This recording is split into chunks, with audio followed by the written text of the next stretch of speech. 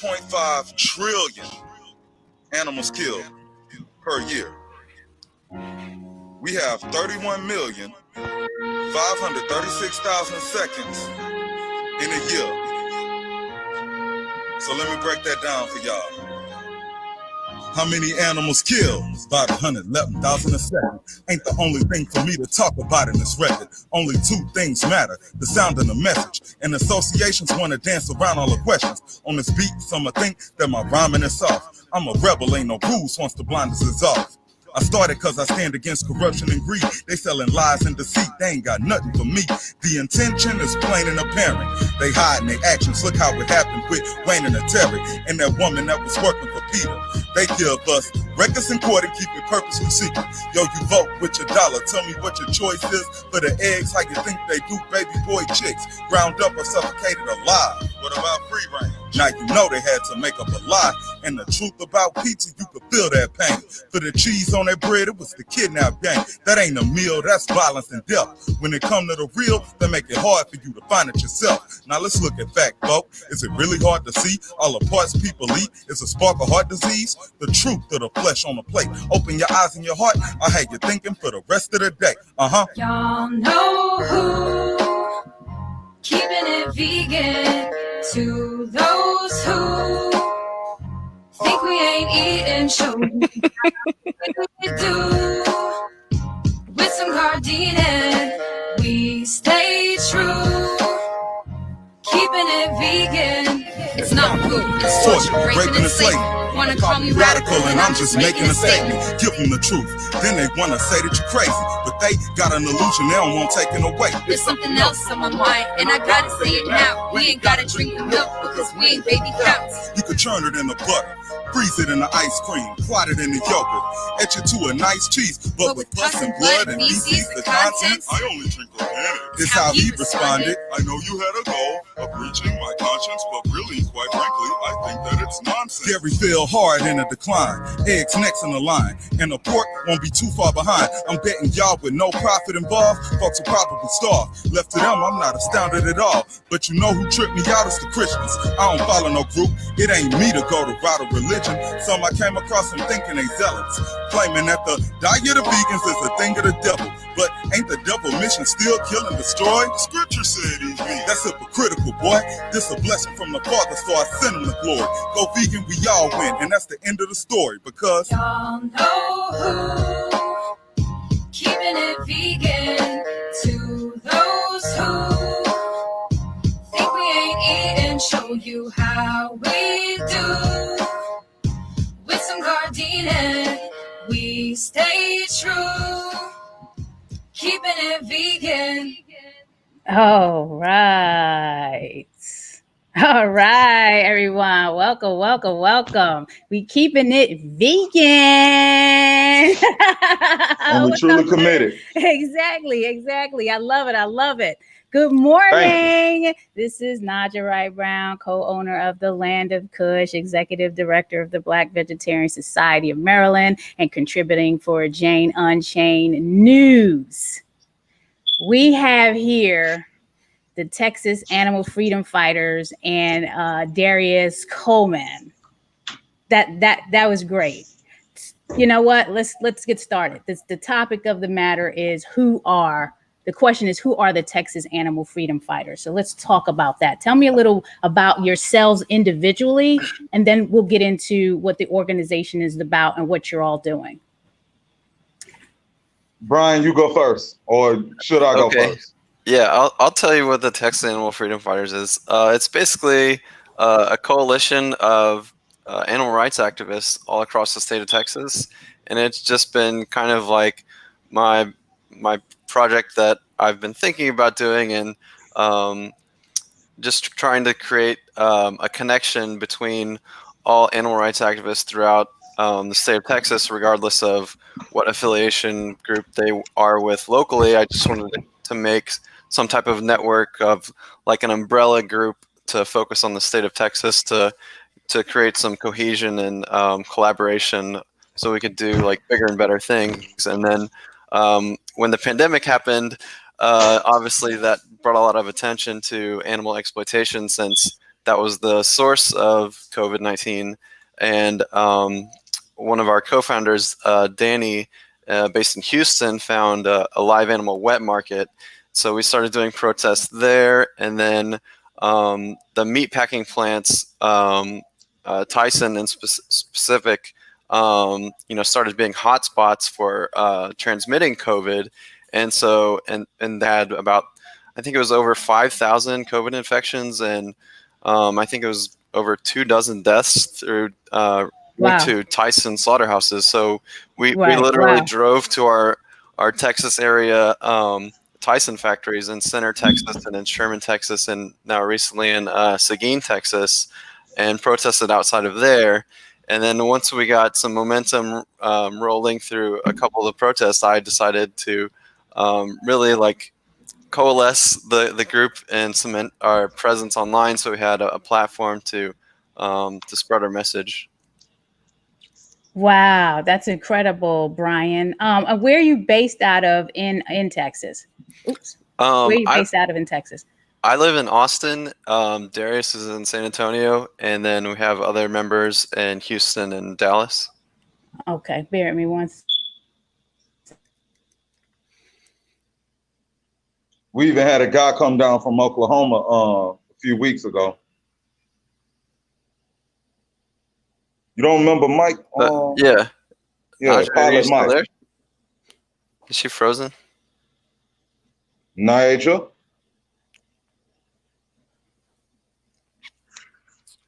I think we might be having technical difficulties with her connection. Look a little bit like it. I wonder if we're still streaming. It still says live.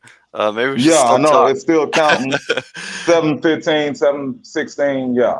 Yeah. Darius, why don't you talk about the song? Hold up, wait a minute. We lost it. Okay, yeah. I'm not sure what was going on. Okay, but we're back. Yeah, so you're based out. You were based out of what area of Texas? I personally live in Austin. Darius lives in San Antonio, and then we have members in the Dallas and Houston area. All right, Darius, what's your story? The vegan story and how I started. Yes, all of that. Okay.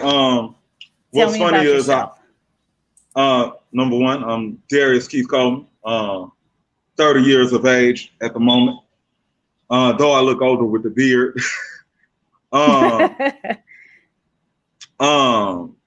The story is I actually tried to go vegetarian back in 2016. And I tried to do it with no education, and I failed miserably after being pescatarian. After being pescatarian for like 30 days. And then I was like, you know what, I'll try vegetarian. And then I was like, you know what, forget this. And I was living in Houston at the time, and I knew nothing about vegan. I tried vegan food, and I was like, yeah, that's cool. I could, you know what I'm saying? I can't diss it. And in 2017, I moved to San Antonio, and for some strange reason, I was like, I want to try. I came in August or September. I came up with my New Year's resolution that I'm going to be vegetarian for the year 2018. I don't know why. I just decided that was going to be the New Year's resolution. There was no documentary. There was no book. There was no influence. It just came to you. Not for some strange reason. I said, I want to be vegetarian in 2018 just to see how they do things. And I was like, but I'm going to get my advice from vegans, because even then I knew the difference. And I was like, I'm going to get my advice from vegans though. And then I found out the truth about dairy and eggs. And I was like, I just might be vegan for 2018. And then as I kept looking, I watched documentaries. I see the corruption and greed in the agriculture industry. And I'm like, how am I going to call myself a rebel when I'm contributing to the biggest profiteers of lies, murder, and corruption on the globe? Right. Right. How am I going to call myself a rebel if I'm contributing to that? And then I was like, I'm going to just be vegan and that's going to be it, right? And then I was like, and then I'm seeing videos of people doing activism, because, once you start watching those videos, you see activism related stuff in your YouTube recommended. And it's like, and I'm watching it and I'm like, yo, that look like that's fun. And I see it and I end up watching That Vegan Couple. Ah, yes, yes. And I actually end up meeting them. Okay. They And have a nice channel there. That yeah, uh-huh. I actually met them in person when they toured the U.S. and they came and toured Texas. I met them in Austin and in Houston. So yeah, How did and you that's How did you get connected with the Texas Animal Freedom Fighters? I had been knowing one of the founders for a minute. I had did activism with one of the founders last year before they were tapped, and you know they know about my music talents, my lyricism, and all that. So okay, you know what I'm saying. It was more or less like, yo, we getting this thing jumping. So you know what I'm saying. You know, we getting this thing jumping. We know you like to get it cracking. So we know you're a dedicated activist. So you know what I'm saying. You down? You down or what? Like, yeah, I'm down. You know, more or less. That's kind of how the story went. Awesome. So what's actually happening out in Texas with the vegan movement? Because not usually, and I was talking to you before the broadcast, Darius, that I have family out in San Antonio, so I actually been out there a couple of times. And what is the climate out there in terms of the vegan movement, specifically mainstream, and then what's going on with the Black vegan movement out there? I'd like to know. The vegan movement, we got some good businesses out here. You know what I'm saying? We got some good businesses out here, some good food spots and all. And we definitely been for a minute we was like really on it. We was like all over the place. We did activism here. We did activism in Austin and Houston as well. We helped out activists in other cities. For a minute we was on it, and then at the minute, things happen, you know what I'm saying? People getting disagreements happen, and What type of disagreements? Just, you know what I'm saying? Some people see things a certain way, and some people like to make everything more or less political. Uh-huh. And, they like to make everything about politics, and some people like to kind of force their politics and take things out of context, or manipulate things out of context, and and some people like to separate the group from people who are, you know what I'm saying, to push their agenda. Okay. Ryan, you got anything to add to that?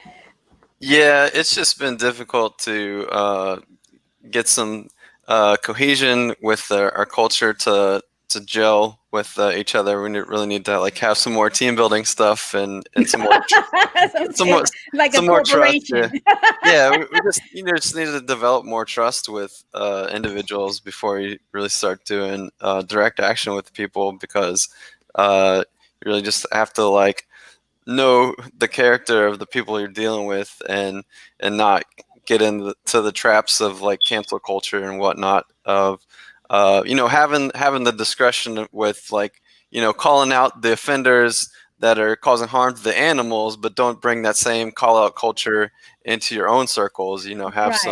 Have some personal courtesy and just problem solving within your own group. Right, exactly. I see, when I became vegan, it was all about, I thought this was like a loving movement, everybody love and this and that and so on and so on. And then when I further started getting into it, deeper into it, and dealing with organizations and getting into the gatherings, social gatherings, there was a lot of infighting.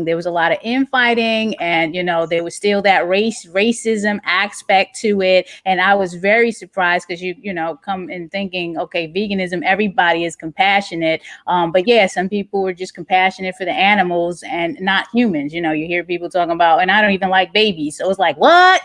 So then I started looking up what is it,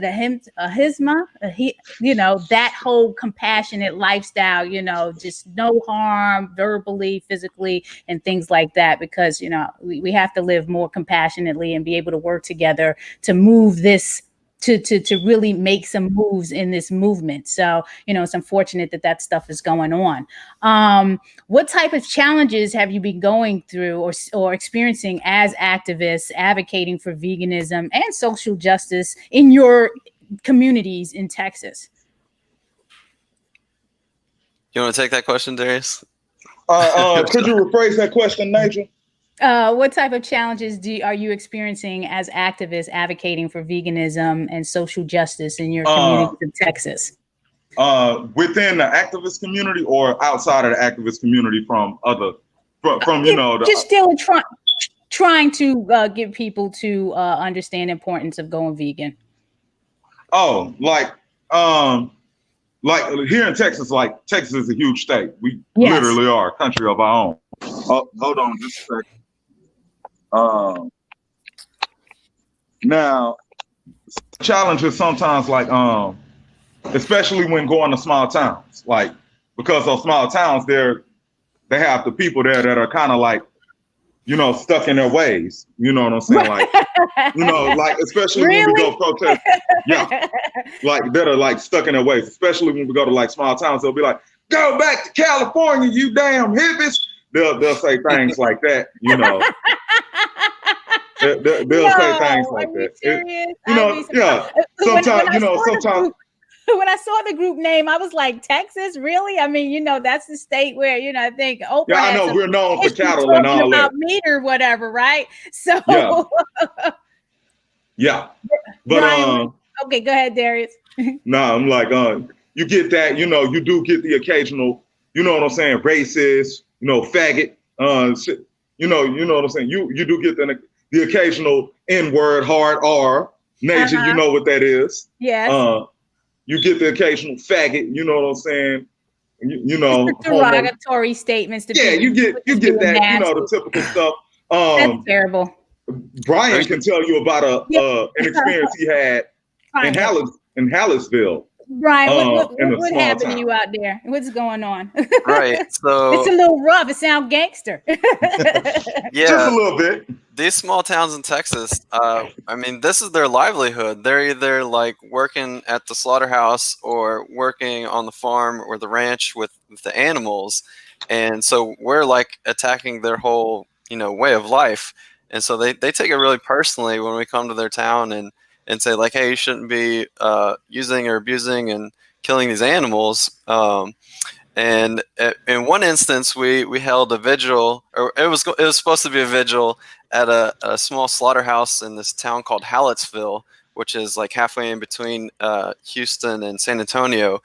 And we're going to see like some cows going to like this mom and pop slaughterhouse, and we thought we were going to like bear witness and, you know, take some videos and pictures before the cows get slaughtered at the slaughterhouse. But it turns out the cows weren't supposed to be slaughtered that day, so we just flipped tactics and went straight protest style. And, you know, I get on my megaphone and start chanting and like screaming at the local citizens and say like, hey, this is an animal killing facility. Why are people okay with this? And then one of the local residents pulled up with his trailer and then opened up the back of his trailer and said like, here, you want to free an animal? And he grabbed a wild pig and then he like took the wild pig and he brought it over to me and like threw it at me. So he assaulted me with this wild pig that we have quite a problem with here in Texas. And yeah, that was a whole drama to deal with where, you know, I just had like, we had that really like kicked off our online presence for the Texas Animal Freedom Fighters Facebook page. We went from like maybe like 2 likes to like 1,000 or 1,500 likes in a matter of a day. From stirring up that hornet's nest in Hallettsville. Right. That you know, that's definitely not nice at all. No. Darius, let's talk about the music that you made the video. Is that the first vegan video that you made? Yes, it's the first vegan video I made. It's also actually the first vegan song I wrote. I actually wrote that song 2 years ago to a different beat. But all right, who were you making it for, and who you were trying to connect to through the music? What are you trying to get out of that? I was just like, I'm like, I really don't see much vegan hip hop. Like, you might see some vegan rap, but like vegan hip hop, like, you know, we talked a little bit before we got on, me and you. You know the difference between rap and hip hop. Right, exactly. between Rap is a component of people. We had the show last Sunday, so if anybody missed that and needs to understand what hip hop is, go back and check out What is a Hip Hop Vegan, because they do a great job of defining what it is, and it is a culture, and there are elements to that culture, and rap is only one element of the 10 elements. So go ahead, D. D. all Cole. right. Yeah, appreciate it. But yeah, like I was like, yo, there's not much vegan hip hop out there, and I'm like, you know what I'm saying? Like if it is, I'm not hearing it, so We got ETEF, DJ Kaven, who's doing a great job in the eco hip hop scene, and then you have there are, and trust me, people, if you get that book, The Hip Hop Vegan, it's going to break down everybody that's in the game on the hip hop vegan tip. So it's like a great read. It only takes you a couple of hours. So if you need to understand hip hop and veganism, that is the book to get. Go ahead, Darious. But yeah, so I decided to write that, and I ended up doing more writing. Like I also wrote one called Rodeo, talking about the Houston rodeo, and a couple other rodeos here in Texas. Mm-hmm. I've written one called Truly Committed. I'm writing like a lot of vegan related songs. Like, so I see more from you. Yeah, I'm gonna be putting out more. Awesome. Probably this year. The next vegan song I'm gonna release is Truly Committed. I'm gonna put it out sometime before Election Day. That instrumental that I'm gonna use is produced by Jay Cadney, just like Keeping It Vegan. So nice. Why do you feel what you do as a musical performing artist, a lyricist, and a songwriter is so important in the vegan movement? Why do you feel that that's important?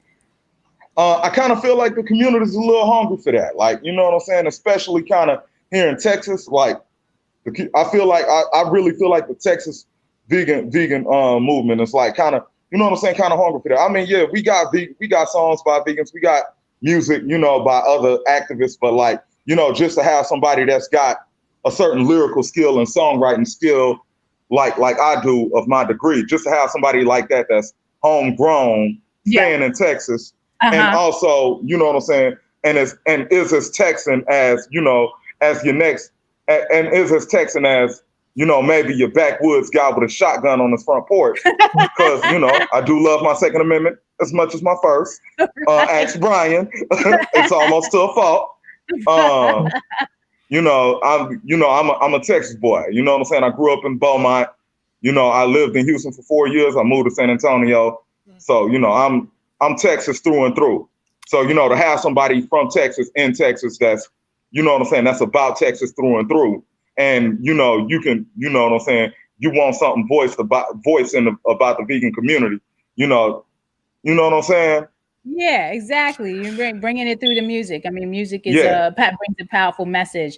How do you, and you both respond individually on this, how do you respond when people say vegan food isn't real food, that you need to be eating meat, either to get your nutrition or it's their godful right to do that? How do you respond to people that say Kick it off, Brian.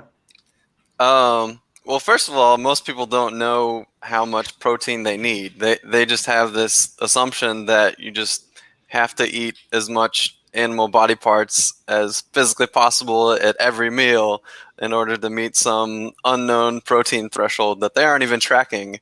But for the record, I think it's 0.9 grams per kilogram of body weight that you need for your protein. But if you're eating enough volume of food that's not animal body parts, then you'll get plenty of protein through plants themselves. Just through beans, nuts, vegetables, and fruits, right? So if you just eat whole food, plant based, which I try to do, you eat amazingly healthy, which is the reason I originally started going plant based, vegetarian, and then vegan. But I guess what was your original question? Like, how do you respond? So someone says, look, this food is not real food. Meat is real food. So the problem with that framing is the frame is that it's your personal choice, and that the animal body parts are food, and you have to shift the whole conversation to the animals are individual sentient living beings that deserve to live, right? It's you have to like the problem with the framing around calling ourselves vegan is we make it about ourselves, and we have to make the problem centered around the victims, so the animals. So really just talk about the animals and how they think, love, and feel, and have families and deserve to live. And when people bring up the protein question, you ask them, well, where do you think the animals get their protein? And then you look at them and say, like, well, I'm surviving on a vegan diet. Do I look protein deficient? You know? So right. I don't know anyone that has been diagnosed as protein deficient or died from being protein deficient. But I do know folks that have died from, you know, cancer and you know, high blood pressure and all these health issues that that are plaguing the country right now. And someone pointed out that there's such an overemphasis on protein, and I don't know why. No one's talking about the fiber you need to move your bowels so that you don't have the colon cancer or something like that. But, you know, anyway, how do you respond, Darius? The way I respond to that, I kind of hit them like this. I'll be like, look here. The truth is about you saying vegan meat, not real meat. I'm going to tell you like this. That flesh, you know what's all on it? It's ammonia. It's actually fully ammoniated. You know what I'm saying? Because I worked in a plant before. So, you know, wow. I worked in the plant before. Like, it was only like a couple days, a tamale place. But like and it was after I went vegan, and I'm like, yo, I could smell the ammonia on this, man. Like, once you know the truth, you can't turn back. But I'm like, and then on top of that, you know, most of the burgers and stuff you eat, most of that is actually female flesh, because you know what I'm saying? So that female flesh is like estrogen laden, you know, full of antibiotics and all that, and a bunch of other stuff that you kind of don't need. And feces. You know what I'm saying? Feces. Yeah, the feces. You get me at the feces. Feces being labeled a cosmetic hormones blemish and things like that. Yes. Yeah, feces labeled a cosmetic blemish. I mean, let's keep it real. If you knew every truth about actual animal flesh, and you saw all that, and you know the truth about like Beyond Meat or Gardein, and you see the ingredients, you'll see the list is much shorter. You know what I'm saying? And yeah, like, I get it. Beyond Meat is processed. Like, oh, you know, I don't like Beyond Meat because it's processed. Like, food. You are eating literal estrogen latent flesh of a mammal full of mammalian hormones. Yeah, it's an individual. That's why I don't try to call it meat. Appetite hearing that. like everything right now. I just call it dead animal body parts, because that's what it is, right? I call it the labeling from meat. It's don't call it meat. It's a dead animal's body part. Exactly. How do you feel about what's happening in this country in regard to social and food justice? I'm gonna kick this one off. Like, we got a lot of miseducation about it. Like we got super miseducation about it. Like how we was raised. Brian, Naijha, we was all raised. Everybody here is 30 and up. Yes. We was raised with the food pyramid, right? What it say? What it's got? Meat, cheese, dairy, and all that in that mug, right? But you know, FDA, you know what I'm saying? But and who gave us the food pyramid? The FDA, and they ended up taking money from these companies. So you know what I'm saying? Of course they're gonna say, like, yeah, you know, eat this because you took, you know what I'm saying? They took the money from this company. So it's like, what you know what I'm saying? But also, man, I done went off on a tangent. That's okay. I'll let you think about it. While you're thinking about it, I just want to take this time to shout out some sponsors. So think about it, and then you know, we can continue on. If you like what you're listening to and you want to see more, like and subscribe to NaijhaSpeaks.com. I have tons of videos. This video will be up for replay tomorrow. So please like and subscribe. Also, to get a 20 fresh salad recipe booklet, go to vsmd.org. Just opt in with your email. I want to give a shout out to Jane Unchained for allowing us to stream on her platform, and to our sponsors, A Well-Fed World, Veg Fund, Women Funders in Animal Rights, and Eat the Change. Okay, you collected your thoughts, Darius? Yeah, what was the question again? I forgot. How do you feel about what's happening in this country in regard to social food? Yep. Yeah, it's a lot of miseducation, as I said. And, you know what I'm saying? That's unnecessary to say, but we all know there's a lot of corruption too. So, you know, I feel like, you know what I'm saying? I feel like I feel like people do need to see this raw truth. It's like they show the beginning process, like, you know, they show the marketable process, like an animal on the farm. You know what I'm saying? They show an animal on the farm, and then, you know, they show you this like seasoned flesh on a plate. What they don't show you is that slaughterhouse footage. I'm like, you know, how would you feel if somebody showed you a movie and they only showed you the first 2 minutes and then the last 2 minutes? You know what I'm saying?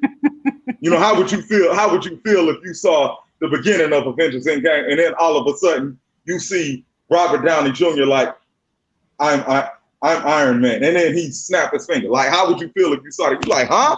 You know, but yeah, there's a lot of things that they're not telling exactly. us. And I'm like, the truth needs to be fully disclosed, especially if, you know what I'm saying, if you're making billions of dollars a day. Right. It's capitalism. It's capitalism. And the question always comes up, and you would hear James Velez Mitchell talk about it or question it on her show, especially to our folks, our community. The dollars that are going into some of these corporations, you know, we won't name any names, but the fast food corporations, and we only know that these products are being produced and they're killing us. Like, how do we pivot from that and start putting out dollars towards things that are more beneficial to our health and stuff like that? I would say activism and education. Like, you know what I'm saying? If you're vegan, you know what I'm saying? Get out here. You know what I'm saying? Get out here, get on your feet, and you know what I'm saying? You know, stand strong with the folks that, you know what I'm saying, that's out there doing activism on behalf of the animals, you know? Thank you for that. Brian, what do you have to say? I think what I've learned in the last year is that, like, even though I've been vegan for almost 9 years now, I think what Darius alluded to is very corrupt in our government. I've learned through Vegan Justice League and Agriculture Fairness Alliance that even though we're trying to like vote with our dollar and, you know, make healthy lifestyle choices and reduce our impact on the environment and, you know, have less animals killed, the way our government works with these big industries, with the agricultural industrial complex, is they lobby the government with millions of dollars to these politicians who then give them our tax dollars in bailout monies and subsidies to make up the difference of any financial burdens that they have. So, for example, like last year, I think Donald Trump gave farmers something like $20 billion, even though like they were supposed to have this alliance between like food stamps and, you know, agricultural subsidies and bailouts. But then they kind of like broke that alliance because President Trump was having like a trade war with China, and it was hurting the agriculture industry. And then now with COVID, of course, the meat industry is suffering as well. But again, President Trump went back and said like, no, you know, eating animal body parts is necessary. So he used like the Defense Production Act to mandate that the animal slaughterhouses stay open, even though they were the worst at spreading COVID. So it's really just, we have to make it more social and political to cause the change that we need in order to have the impact on the environment that we want, to stop killing ourselves with heart disease, cancer, and diabetes, which everyone has been personally affected with one way or the other. You know, you know, like a friend or a family member. Like personally, my dad had open heart surgery when I was growing up, and my uncle died in his 50s from a heart attack. So, and really, it's just like this whole misnomer of like, oh well, if I'm eating vegan, I'm saving animals, and it's like, well, it doesn't really work that way, because Tyson's still going to kill billions of chickens a year, even if you're eating vegan. So we really have to like shift it to be politically focused, where we're saying like, okay, we need the whole system to change, not just you personally. We need to physically like get on the front lines and like call our politicians and say like, we are not okay with our tax dollars funding this destructive industry, you know, that's hurting us, that's hurting the environment, that's killing animals. I'm so glad that you said that, Brian, because that's what I was saying years ago when I was discovering these infightings going on who's going to be the super vegan and who's not. You know what I'm saying? I'm like, okay, well, if there's a federal mandate for people to go vegan, that's the way it's going to. You got to get to the politicians and you got to get to the White House and you got to pass some bills and things like that. You know, so I don't really have time for these fights. There's a lot of work to do. It's crazy because I was out. President Trump actually visited Austin this past January for the Farm Bureau convention, and I found out about it like the week of, because he even gave it like a week heads up time. Right. And I gathered up my like local group of activists and said like, hey, this Farm Bureau group just like, you know, lobbied the government in California to do some like backdoor legislation to make open rescue illegal. And so that's what I was showing up for. And then I did more research. That's how it happens. It's always some backdoor stuff or something going on a holiday weekend when no one's paying attention. Yeah, that's how it works. And then just like the slightest push to saying like Kamala Harris said the other day, like we should change the dietary guidelines to have less meat in our diet to help the environment. And then Mike Pence went on the opposite, backlash to that. And he said like, they want to take away your meat, Yeah, it's going to be a hard, it's going to be a hard battle, but we got to continue to push. Darius, are you there? I don't see you there. I'm still here. How have you been navigating through the pandemic with any projects that you've been working and any activism? Because it is a pandemic. We've been in this pandemic for months, and I'm sure it's changed up the way you have to do things. Yeah, it has, because I've been, it wasn't just a pandemic. It was also a little divisiveness and disagreements within the local animal rights group earlier this year as well, like right around the time of the pandemic. So, because of the George Floyd, because of the Black Lives Matters, because of that. It was before that. Before that. Wow. Okay. So it must have. Did it accelerate after? Yeah. Not really. I mean, we were already we already were kind of divided. So, you know what I'm saying? It is what it is. Mm-hmm. It is what it is at this point. But I mean, I'm navigating just fine. I'm writing music. You know what I'm saying? I'm still doing activism with TAF. You know what I'm saying? So, I'm out here, you know what I'm saying? I'm out here getting it. Like, I'm out here trying to make progress for the movement, for the cause. You know what I'm saying? So I'm some days I'll be wanting to and can't do it, but hey, I you know what I'm saying? I'm like, eventually I'm gonna get, you know what I'm saying? We're gonna get where we need be. Yeah, we as a people have a whole nother set of problems we got to deal with. Brian, how are you navigating? Yeah, well, as you can see, I'm at home. I'm working from home. Fortunately, I have a job where it's easy for me to telecommute and work from home as a software developer. But yeah, I think this pandemic has been hard on everyone mentally. Just having to shake up our whole life and have this, hundreds of thousands of Americans, not just people around the world, but, our own friends and family die. And I think it was around the time where it got to be 100,000 deaths. And I was like, we need to really change the framing of how we're thinking about how many people are dying. This is a war against COVID.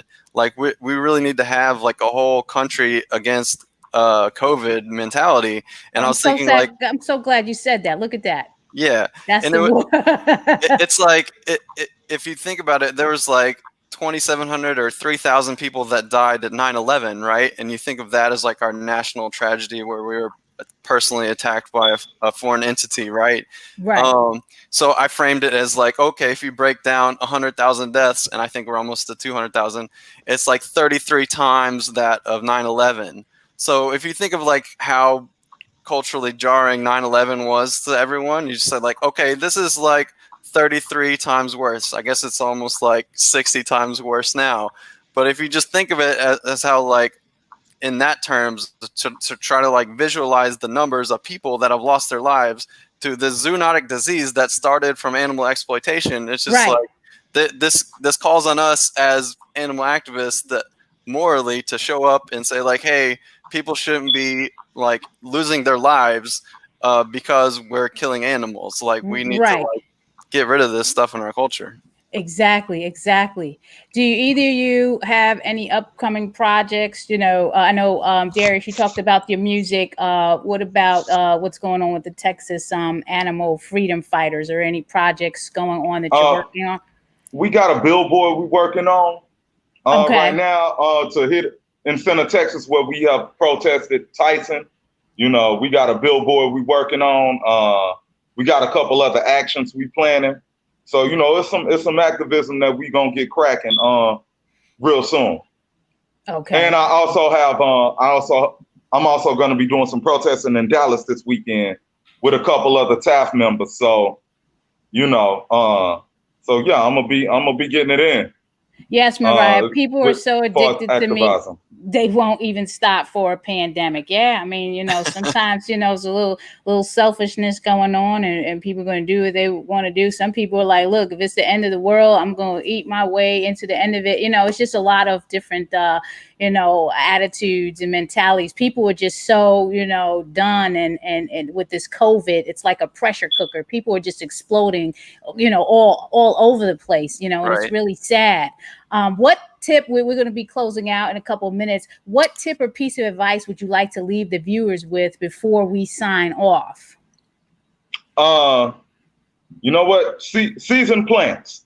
And if you you know what I'm saying, if you don't believe me, try you know what I'm saying, boil. If you still eat meat and you got some chicken, boil it and don't season it, and then tell me how good it is after that.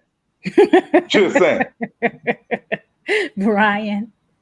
I would say get involved with whatever local animal rights activism group you can find, or if you don't have one, start one, and make this a political, social issue, and educate yourself and other people that it's not just voting with their dollar. We have to get the whole government to stop funding animal agriculture in order for us to, stop our destruction on the environment and stop our destruction on our personal health, and stop the killing of billions of animals per year. It's just Trillions. an atrocity. Yeah. And it's just, we don't have that much time left either, because I think it's like a quarter of animal agriculture is contributing to climate change. Right. So I think that's really going to be the vehicle for change, considering it, it got into the political dialogue with Kamala saying like, hey, we should cut our consumption of meat for the environment. So we really got to like educate ourselves on the framing around like, oh, okay, how much methane is being produced by these ruminants. And I looked it up last night. It's like 250 to 500 liters per day from a cow of liters of methane being produced from their digestive system as ruminants. And if you multiply that by the 94 million cows we have, that gets up there pretty quick, The methane, you talking about the flatulations, the cow farts? It's actually belching. It's a belch. Oh, right. Okay. Belching is 90% of it, and then the other end comes out the other end. You know what I mean? Wow, that's pretty serious. How can people keep in touch with you? Is that the right information we have there on the IG, and you can give your Facebook and all of that? Is that good? Mm-hmm. Yeah. Check us out on our Instagram and our Twitter, and we have a YouTube, and our Facebook page is probably going off the best right now because we have, I think it's 2,500 likes on there. But yeah, just we're really active, despite being quarantined and being in the middle of the pandemic. It's just like we try to take our precautions of like wearing masks and social distance and stuff like that. But we just see opportunities whether it be at the Tyson slaughterhouse or, like last weekend, we were in San Antonio with Kielbasa Sausage after they leaked ammonia into the river there in San Antonio and killed a couple 5,500. Yeah, they killed a couple 5,500 fish from an ammonia leak there. And so we raised awareness about that and got some traction to have some restitution paid to the environmental workers with the Texas Parks and Wildlife from Kielbasa Sausage. Wow. So yeah, we've just been going in every different direction, but we need to focus on some projects and get some solid work done here on the ground. Well, I'm sending you blessings and wishing you all much success. And yes, thank you, Mallory, and all the other viewers for tuning in. Thank you, Darius and Brian, for taking the time out of your busy schedule from protesting and making music to be on here with me to talk to the viewers. The only tip or advice I'm going to give people right now is like and subscribe to NaijhaSpeaks.com so you can see the wealth of videos that are on there from past interviews, talking about all things vegan, people, culture, food, events. Like and subscribe, comment, tell me if you like it, all that type of stuff. And then get a 20 fresh salad recipe booklet at bvsmd.org. And also on that page, you will find resources to educate you on environmentalism and veganism and all type of empowerment resources that you can use to move into this lifestyle. Because yes, it is because of the animal exploitation that we're in this pandemic. Let me show that picture again before we leave out. We have to prevent pandemics by going vegan. Eating animals cause COVID, and we have to do better, people, if we want to leave our planet in a condition for future generations. So again, thank you again, and much success, and enjoy the rest of your day. Have a good one. Thanks for having us, Naijha. All right. Not a problem. All right, have a good one. I appreciate it. Oh, no problem.